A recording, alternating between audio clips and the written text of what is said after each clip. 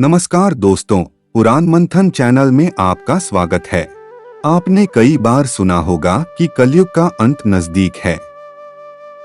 कलयुग का एक ना एक दिन अंत होगा। हम जिस समय में जी रहे हैं उससे पहले भी यहाँ कुछ और भी था। असल में इस युग से पहले भी कई युग थे। गीता में 4 युगों की व्याख्या है। भगवान श्री कृष्ण ने गीता में बताया है कि धरती पर 4 युग होंगे: सतयुग, त्रेतायुग, द्वापर युग और कलियुग। सतयुग में धरती पर धर्म का बोलबाला था। त्रेतायुग में धर्म के साथ साथ अधर्म भी चलन में आया।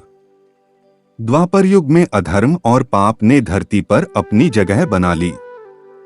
हमारा यह युग जिसमें आज हम जी रहे हैं, इसे कलियुग कहते हैं। अभी कलियुग में धरती पर धर्म से ज्यादा पाप है। गीता में ये भी कहा गया है कि जब जब धरती पर पाप बढ़ेगा, भगवान धरती का कल्याण करने जरूर आएंगे।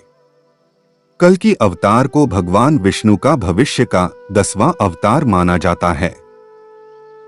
वैष्णव धर्म का सबसे प्रमुख ग्रंथ विष्णु पुराण, जिसमें सृष्टि के पालनकर्ता भगवान विष्णु की लीलाओं का वर्णन मिलता है।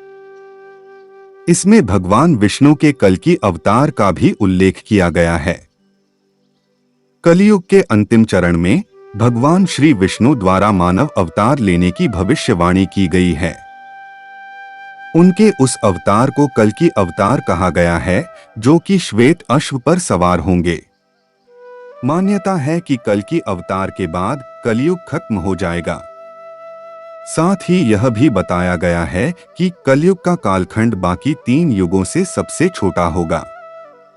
पुराणों के अनुसार अभी कलियुग को शुरू हुए कुछ हजार वर्ष ही व्यतीत हुए हैं, जबकि यह युग 4,32,000 मानव वर्षों का है।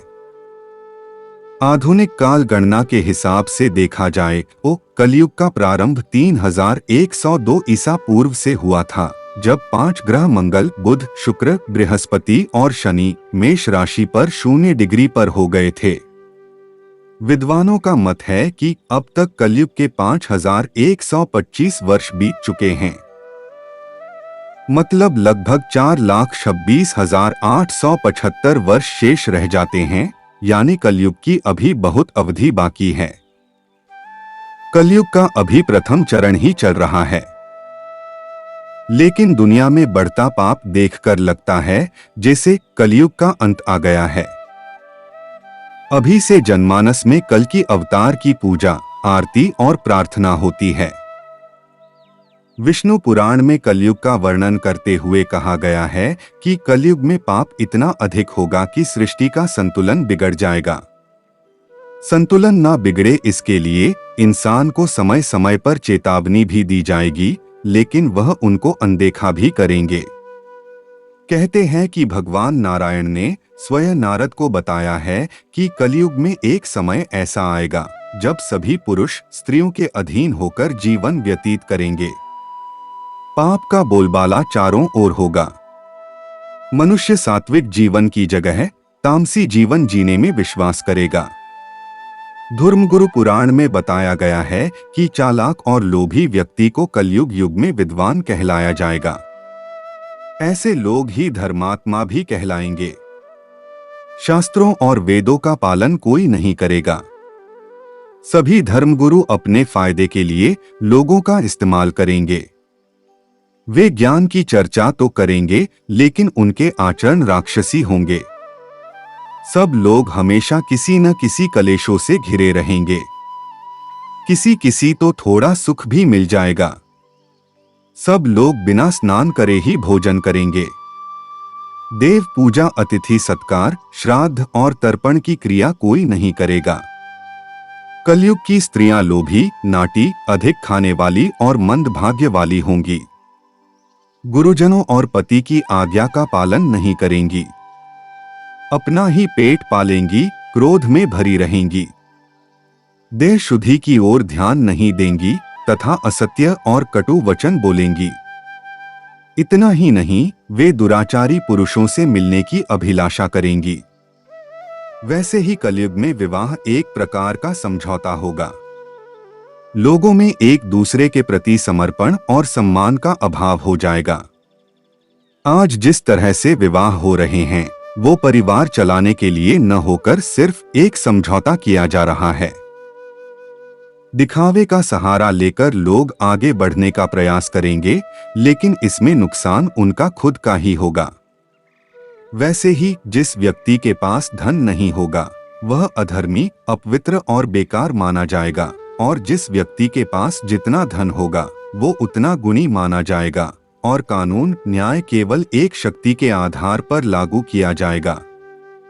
व्यक्ति के अच्छे कुल की पहचान सिर्फ धन के आधार पर ही की जाएगी। धन के लिए वे अपने रिश्तेदारों और दोस्तों का रक्त बहाने में भी हिचक नहीं महसूस करेंगे। देखा जाए तो आजकल यह सब सत्य हो रहा है। लोग धन के लिए अपने ही रिश्तेदार और परिवार वालों का खून बहा रहे हैं। कलयुग में सत्ता पर विराजित भी अपनी प्रजा की रक्षा नहीं कर पाएंगे।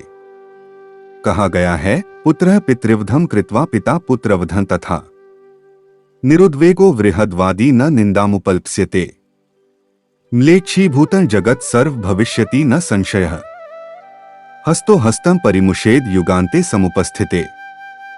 अर्थात पुत्र पिता का और पिता पुत्र का वध करके भी उद्विग्न नहीं होंगे। अपनी प्रशंसा के लिए लोग बड़ी बड़ी बातें बनाएंगे, किंतु समाज में उनकी निंदा नहीं होगी। उस समय सारा जगत म्लेच्छ हो जाएगा, इसमें संशय नहीं है। एक हाथ दूसरे हाथ को लूटेगा। कलयुग में लोग शास्त्रों से विमुख हो जाएंगे। अनैतिक साहित्य ही लोगों की पसंद हो जाएगा। बुरी बातें और बुरे शब्दों का ही व्यवहार किया जाएगा।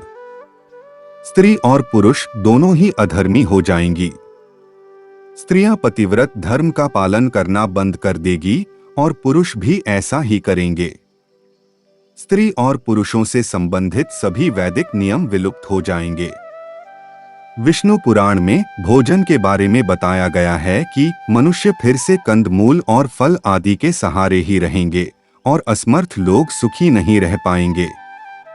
कलयुग में लोगों के आलस्य और निष्क्रियता के बारे में भी विष्णु पुराण में बताया गया है।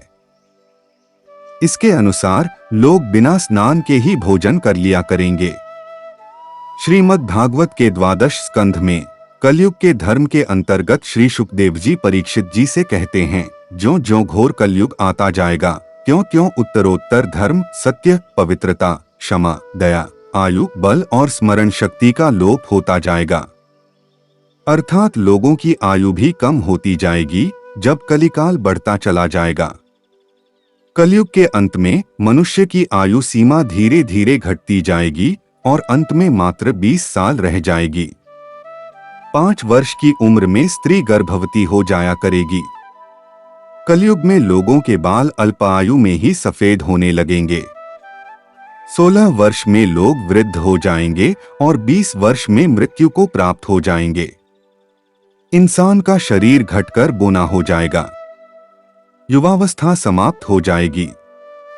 कली के प्रभाव से प्राणियों के शरीर छोटे छोटे, क्षीण और रोगग्रस्त होने लगेंगे। और हम देख भी रहे हैं कि छोटे छोटे बच्चों में बढ़ रही गंभीर बीमारियां, वायरस और घटती आयु सीमा इस बात का संकेत है पुराणों की बातें सच हो रही है। कलयुग के अंत के समय बड़े बड़े भयंकर युद्ध होंगे। विभिन्न प्रकार के रोग, सर्दी, गर्मी, बरसात और ऋतुओं के परिवर्तन से लोग परेशान और दुखी होंगे। बिना मौसम के बरसात, ठंड, गर्मी से फसल बर्बाद हो जाएगी। नदी, तालाब, जलाशय सब सूख जाएंगे। जल के बिना धरती फटने लगेगी और लोग बूंद बूंद पानी के लिए तरसने लगेंगे। इसलिए पानी बचाने पर ध्यान दें। किसान अनावृष्टि के कारण आत्महत्या करेंगे। कलयुग के 5000 साल बाद गंगा नदी सूख जाएगी और पुनः वैकुंठ धाम लौट जाएगी। जब कलयुग के 10,000 वर्ष हो जाएंगे तब सभी देवी देवता पृथ्वी छोड़कर अपने धाम लौट जाएंगे। इंसान पूजन कर्म, व्रत, उपवास और सभी धार्मिक काम करना बंद कर देंगे। एक समय ऐसा आएगा कि जमीन से अन्न उपजना बंद हो जाएगा और पृथ्वी जलमग्न हो जाएगी। कलयुग के आखिर में पृथ्वी पानी में डूब जाएगी। इसके अलावा इस युग का अंत करने के लिए भगवान श्री कृष्ण खुद धरती पर कल्कि अवतार लेंगे और तब इस युग का अंत होगा। सनातन धर्म की मान्यता के अनुसार अर्धम को खत्म करने और सतयुग के पुनरुत्थान ये अवतार होगा। कल्कि अवतार लेकर श्रीहरि धरती से पापियों का नाश करेंगे। जब भगवान कल्कि देवदत्त नाम के घोड़े पर आरूढ़ होकर तलवार से दुष्टों का संहार करेंगे और फिर धर्म की पताका लहराएगी, तब सतयुग का फिर से प्रारंभ होगा। वेदव्यास जी ने कहा है कि कलयुग में सबसे अच्छी एक बात है। उन्होंने कहा है कि सतयुग में मनुष्य को 10 साल जप करने के बाद पुण्य की प्राप्ति होती है। त्रेतायुग और द्वापर युग में वही पुण्य 1 साल के तप द्वारा प्राप्त किया जा सकता है, तो कलयुग में इतना ही बड़ा पुण्य मात्र 1 दिन के तप से प्राप्त किया जा सकता है। इस तरह व्रत और तप के फल की प्राप्ति के लिए कलयुग में हमेशा पुण्य का काम करे। कलयुग में जीवन जीने का तरीका है ईश्वर की भक्ति। सच्ची भक्ति से मनुष्य ईश्वर की प्राप्ति कर सकता है। दोस्तों, हमें आशा है कि आपको वीडियो पसंद आया होगा। ऐसी ही कथाएं सुनने के लिए चैनल को सब्सक्राइब करें, वीडियो को लाइक और शेयर करें। धन्यवाद। जय श्री कृष्ण।